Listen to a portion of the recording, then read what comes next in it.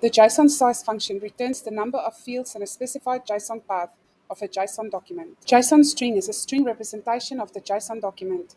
Reference is a JSON path that points to the array where the field should be counted and is optional. This function is only available in Turbo Integrator. In this example, I want to calculate how many fields the JSON document has in a certain JSON path. First, I store a JSON document containing a dictionary with fields address, user, and port in the variable sJSONDoc.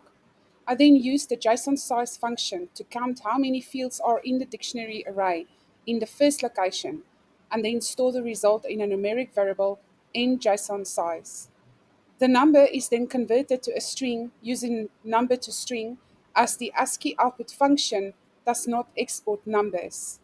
Finally, I export the converted number to a text file named jsonsize.txt. Let's run the process and then view the file.